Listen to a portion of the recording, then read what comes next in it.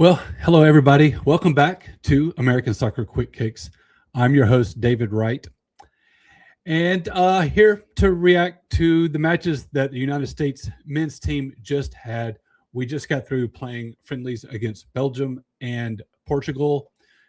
Were the final two matches that we are going to play prior to Mauricio Pochettino making his World Cup roster selection. So this was an important window. These were important, two very important matches, and did not really go well for us in terms of results. Lost to Belgium 5-2, lost to Portugal 2-0. There are actually things about these matches, about the U.S. performance, that are positives that we should take comfort in or confidence in, positive takeaways. There are also some things here that I think are very confusing, specifically some of the choices that Pochettino made. And then there are obviously some things to be worried about and things that did not go well. So let me see. Where do I want to start? So both matches, I thought the U.S. played well in the first half. I do, and especially against Portugal. But I thought we held our own just fine against Belgium, and there were moments early in the half where it looked like we might have had the upper hand. So first of all, the positive takeaway that I have coming into these matches, I said we didn't need to win these. I just wanted to see us be competitive, not get played out of played off the pitch. The 5-2 scoreline would kind of indicate that maybe we did.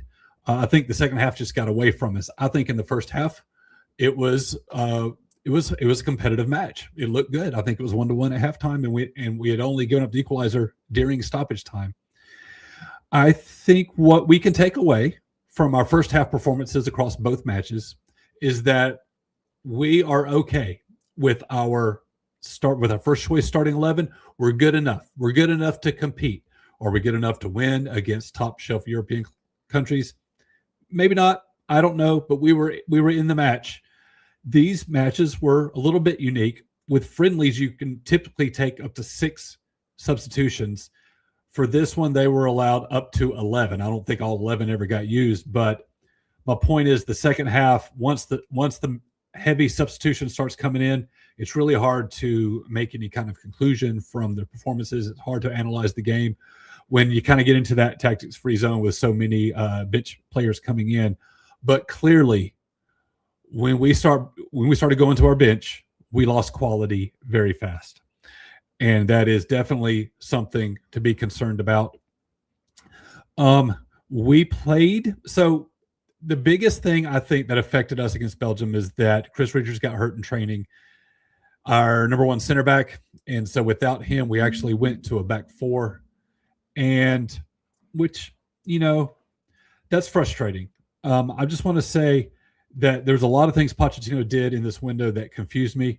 And when it comes to the first game, the one against Belgium, we were back in a back four. I thought we had settled it last fall that we were a back three kind of team. Maybe he felt like without Richards that he needed to change the shape. I don't know. He appears to just still be experimenting. He also put Tim Weah in at right back, not as a wing back, as just a regular right fullback, and he didn't do well in that position. I don't think that is where Weah needs to play. We got exposed on that right side. So Doku dominated the game for Belgium. He ended up taking it over, and it was simply too much for us to handle. We didn't have an answer for him. Weah was getting beat, and then when we subbed him out in the second half, I think it was with Scally, he was getting beat. Pochettino said later that guys were missing their assignments, supposed to be shifting over and help support. So maybe that's a factor there, but we clearly that's clearly a concern. If we're going up against world-class left wingers, I don't know if we have an answer, because the truth is that if we have our first choice guy back there, Serginho Dest, he's not really known as a defensive first kind of fullback anyway. He prefers to play at wing back or winger, just like Weah does. And so I think what we had exposed here was our lack of quality at right back, and that's going to be a problem in the World Cup if we expect to make any kind of deep run. I do think that we looked fine against them in the first half. We looked fine enough. The second half, some people got exposed, specifically Max Arfsten and Sebastian Berhalter. They both got embarrassed. They were defeated way too easily, and I think it tells us a lot about what the true quality of our depth is. I don't know if we have better bench options. I mean, I think this is the state of our pool. I'm pretty happy with this roster in terms of who's available and who he picked. The only thing you can nitpick is maybe Yunus Musa, but I think he's clearly on the outside. I don't think you can really criticize the roster selection in this camp, but we lost a whole lot when we had to start going to the bench, and so that's very concerning. What's even more concerning is Chris Richards came back, and we went to oh, by the way, before I get off the Belgium game, even though we conceded 5 times, I really don't blame the goalkeeper for any of them. Maybe there's one, the one that was low that he stretched out along the ground for. Maybe he was a little late reacting to that. Maybe that one can be stopped. Still really harsh to criticize him for it because it was going through a lot of traffic. It's going through a lot of legs. He might not have been able to see it in time. Certainly all the other ones, I don't think you can blame the goalkeeper for. The goalkeeper, by the way, was Matt Turner. That was very interesting to me that Pochettino gave Turner a run out this late in the process. Turner and Freese split this window. Freese had the second game. So obviously these are 1 and 2, but the fact that he gave Turner some playing time here, it makes me wonder if he's really settled on who his 1 actually is or not. But anyway, I think the goals have to lie at the feet of our field players, of our defenders, specifically Arfsten and Berhalter. I think one of the others was a penalty kick we gave up when the ball hit Tim Ream in the arm. I think that was just unfortunate. It looks really bad on replay because his arm's coming up as the ball is coming toward him. All that's happening very, very fast. I don't think you can blame him. He reacted as best he could, trying to twist his arm behind him, and it just got him. I do think, however, that Tim Ream is someone that did also get exposed in this game. Is like, you know what? Maybe Father Time is actually catching up. Maybe he's really not the guy we need out there against superior opponents. Moving to the second game, Portugal. This is where I really don't understand what Pochettino was doing. We return to a back 3. That's great. It's Trusty, Richards, and Freeman. That may be our best trio of center backs right now. I thought Trusty in particular did very well.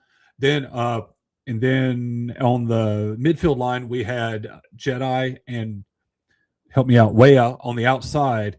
We had a midfield duo of Aidan Morris and Sebastian Berhalter. I don't understand that. I feel like this whole window was, or at least should have been, an auditioning process for who is going to pair up with Tyler Adams during the World Cup. Lord willing, Adams is healthy to go in the World Cup. I think clearly that nobody in MLS or Aidan Morris are going to be the answers there. I really don't. I'm leaning toward either Johnny Cardoso or Tanner Tessman. But I also, I'll give you my ideal lineup at the end of this video. I didn't like that. I didn't like the choice of Morris and Berhalter. That doesn't seem like a serious midfield pairing when you're trying to figure this out. This is the Portugal match is the last match played before Pochettino selects his World Cup roster. He's got all the data points he's going to get. All right, this is it. And in addition to playing these guys at midfield, we did not start with a striker. We played without a striker. We put Christian Pulisic as a false 9 at the top of our formation, a position he has never, ever played before.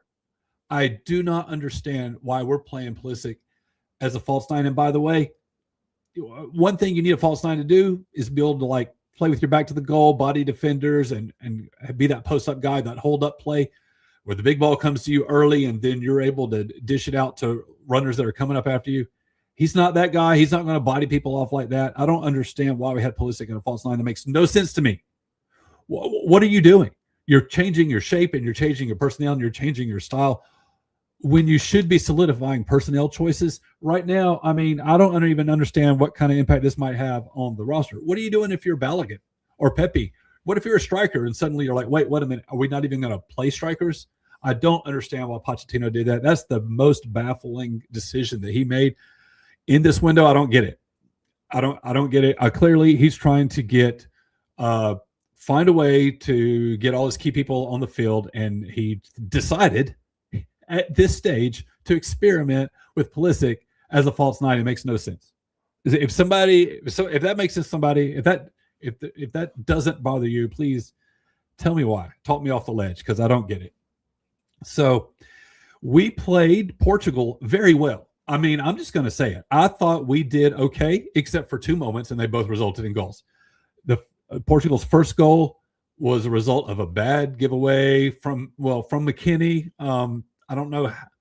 It probably is a little harsh to blame him entirely for it, because there's a little bit of chaos there with the ball bouncing around the midfield. And he really stretched out, tried to get his foot on it, and it just went to Portugal. To their credit, super, super efficient and ruthless. Just immediately a long through ball that was right on target that completely split us apart and caught us completely out of position. It was a quality goal from Portugal. And you gotta tip your hat to them. But we gave that ball away, and we caught and therefore got caught out of position. And this wasn't Berhalter or Morris, right? This was Weston McKennie that did that, and it was unfortunate. But here's the thing: there was still a lot of work for Portugal to do when that ball turned over, and they were able to do it. They were able to pounce on that mistake and make us pay for it. And that is a type of ruthlessness that I'm not sure our group possesses. I don't know if we have anybody on our side that can do something similar. So I take hat off to Portugal, tip the hat. That was a quality goal. It's just unfortunate that it started with us having such a sloppy giveaway.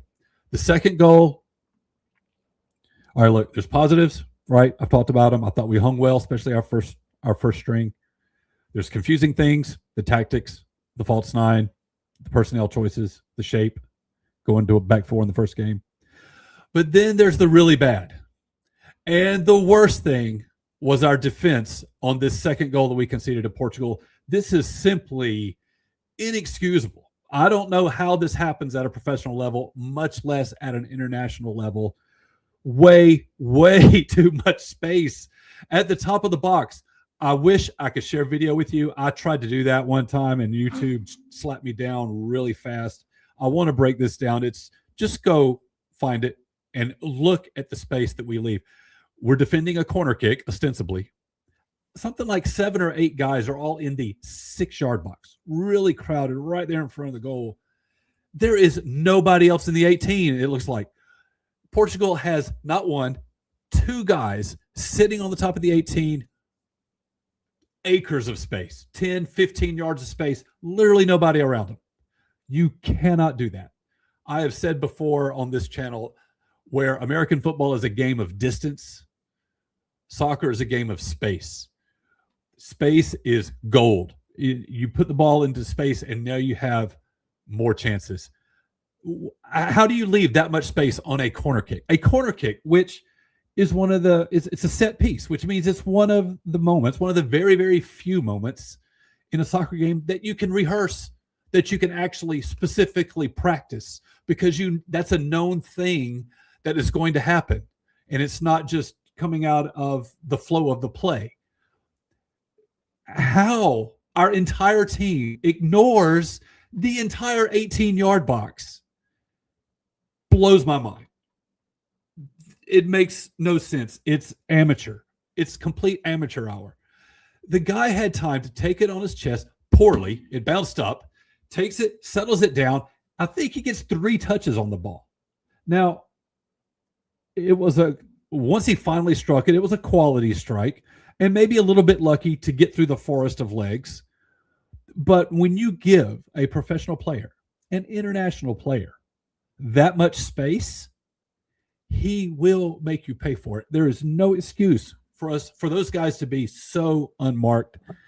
I really, really, really, really don't understand, and it's embarrassing. That said, it was one moment in a game where we got embarrassed and got exposed, and there's no explanation. But there's 90 minutes where we're playing well, we're hanging in just fine. So, if we replay this match, you know, 10 times, how many times are we conceding that second goal? Hopefully not anymore. This could have been a one goal game. We had our chances. We had quality shots. We had quality opportunities. We were getting the ball into good spots, finding it in good places on the field, and we were getting shots off. Our final actions, our final shots, maybe not the quality that we want, but we were taking shots on goal and we were creating good spaces. And so I'm kind of encouraged by that. I think there's a silver lining to look for, but clearly, so we have our measuring stick, right? We played Uruguay and Paraguay last fall and we looked strong. We were coming off that Uruguay game, scoring 5 goals, flying high, feeling confident, like, hey, this is all clicking into place just in time. And this time we played European countries that are strong and are going to be among the favorites for the tournament. And we tested our mettle against them. Well, we see how it went. So it's a little bit disheartening. It's a little bit discouraging. I will say this. When you take it big picture, the state of our program, it can be very, very discouraging and very frustrating. I've been looking at this generation of players for a while, for probably 12 years. And I've had the 2026 World Cup circled, saying that's the year that this generation is going to come into their own. We're going to be at our best. We're going to be good. And we're playing at home. Oh, this is going to be a good World Cup. We made it to the quarterfinals in 2002. Let's aim for the semifinals. And what has happened in those 12 years is really really a lack of development. I'm not seeing any of our guys develop into elite players. Pulisic has hot and cold streaks. He's currently on a cold one, but he has played strong in Italy. And Weston McKennie can have hot streaks, but no one's like taking charge of their club team, and we're just not seeing the quality of the U.S. program elevate. It hasn't really elevated. And we went into the 2022 World Cup hoping just to get out of group, and that's exactly what happened. We got out of group, lost the first knockout, and that was about where I expected us to land with that. I want more this time, but right now it doesn't feel like we're going to get it. We did everything possible to fumble this opportunity for a home World Cup. This last window between the 2022 World Cup and this one this year, only 3.5 years, because 22 was played in December, 3.5 years to get ready. And we basically did everything wrong. The whole mess with the coach, finding the coach, rehiring the coach, firing him anyway. Sad. And Pochettino comes in only a year ago and is trying to change the culture and not really having the luxury of finding other players. He's got to find a way to get these guys mentally and psychologically bought in and ready to go. And I think that's probably a factor in what we're seeing in this late experimentation is just the fact that he hasn't had a lot of time with his team.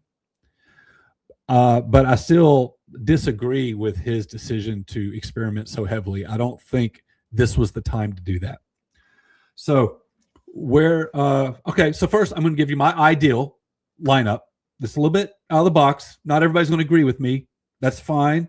You can sound off the comments about what an idiot I am. That's fine. But if you do that, I want you to give me your 11, okay? So here's what I'm thinking about the starting 11 for the World Cup. This is assuming that everybody's healthy. We're going to put Matt Freese in goal. I'm actually looking at a 4-2-3-1. And I know I just went on about, aren't we a back three team? Aren't we a back three team? I understand that, but the way the personnel, and this is strictly looking at it in terms of how do we get as many of our best players on the field at once? The solution I see is a back four. That's going to be Jedi and Dest on the outside. and you're going to have Richards and another center back in the middle. I'm going with Trusty. Not a strong position, but I'm going with Trusty. 2, I'm going for the defensive midfielders, Tyler Adams and Weston McKennie. Pochettino's been playing McKennie way up further up the field. I understand that. He's and that's been proven to be a good choice. He's strong in the attack. McKennie also has experience playing at the 6 and the 8, and clearly he's going to be somebody with ball handling skills, technical on the ball.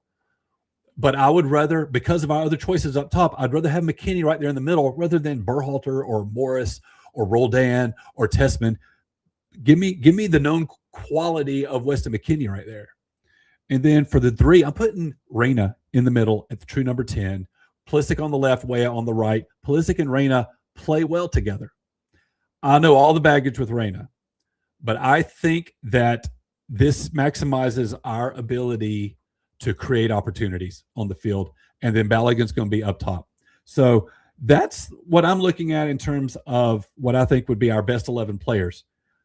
I'm saying that still believing that a back 3 is actually our best shape. So I don't have it all figured out. Let me know what you think. Now, where do I place our World Cup expectations based on the results of this window?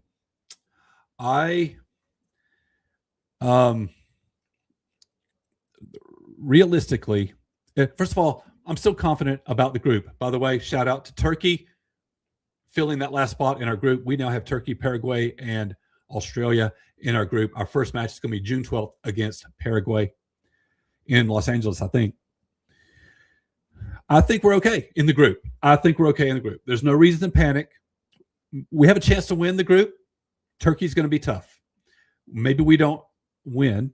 I think we have a chance at it, but I do think we advance. Now, look, we can lay an egg. Paraguay, Australia, perfectly capable of beating us, but we've also already demonstrated we can definitely beat them. So I still feel good about us getting out of the group. I've said before, we have to win because of the expanded field and the expanded format. There's been an extra round added to this tournament. We're going to need to win 1 knockout round game just to match our result in 2022 where we didn't win any.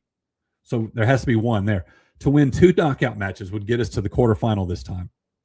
That's still where I'm setting the bar. But realistically, based on these performances, do I think we're going to win any knockout matches? No. No, it doesn't look like it. Because as soon as we went up against an elite European club, we got played. Now, we hung with them. I think we hung with Portugal just fine. I think we hung with Belgium in the first half until Doku decided to start playing, and then we couldn't handle him. We were outclassed, and we didn't have an answer. And guess what? It's the World Cup. You're going to find the world's best players opposite of you. So, I am worried about our ability to win any knockout matches, and we got to win 2 of them to get to the quarterfinals. That's still where I'm setting the bar, though. If we don't make the quarterfinals, I call it a failure because of the quality of these players and how long they've been playing internationally and how long they've been playing in Europe. They should have developed by now. Something failed somewhere along the way, and we certainly didn't make it easy on ourselves the way we handled this window. But that's where we are. Now, we have 2 more matches before the World Cup. May 31st against Senegal. I think it's June 6th against Germany. But this will be after the World Cup roster has been announced. So this is it. As far as data points that the coach is going to get before he makes his decision. So I don't know. I don't know what he got out of this. We'll just find out. But that's where we stand. We did get a comment here. Let me see what we have. John Pyatt. I haven't read this yet. Let's see what it says. With potentially 3 making out a group, I think we make it out. Our best shot is winning the group and hopefully getting a lesser seed in the first round matchup. Yeah, you're right. There's a number of groups that will seed 3 advance. That does improve our chances a little bit. You're right about that. We war gamed this out last fall after we had the World Cup draw. I don't remember. I have to go back and look at that. But I do remember that when we when we kind of try to sort it out and try to kind of guess at results, that it seemed likely that Belgium would actually be a knockout opponent of ours. So that is a little bit disheartening based on how they just beat us 5-2. But it's really not that bad. It's not 5-2 bad, because I'm going to assume that we learned that we can't play Berhalter and Arfston against Belgium. And we have clearly learned a lesson, or we clearly have had the problem laid out for us at right back versus Belgium. We know we need to game plan for Doku. So that's valuable information. Yeah, we got beat bad, and it's embarrassing. But if that's going to be an opponent we match up against in the knockout rounds, this could prove to have been a valuable lesson. I mean, maybe we take some things away from this that will help us come out with the right tactics. So who knows? Anyway, that's all I got, folks. Thank you for watching this. That's the state. That's the state of our program right now. Not a lot of clarity, a lot of confusion. Still experimenting. Don't really know what Pochettino's thinking. Pochettino was hired for one job, and that was to get good World Cup results. All of this seems really strange, but he's also had to work under kind of extraordinary circumstance. He will be judged entirely about how we do at the World Cup. And I am going to set my bar at the quarterfinals. Let me know what you think. And I guess in the meantime, watch some soccer with me, and I'll talk to you next time.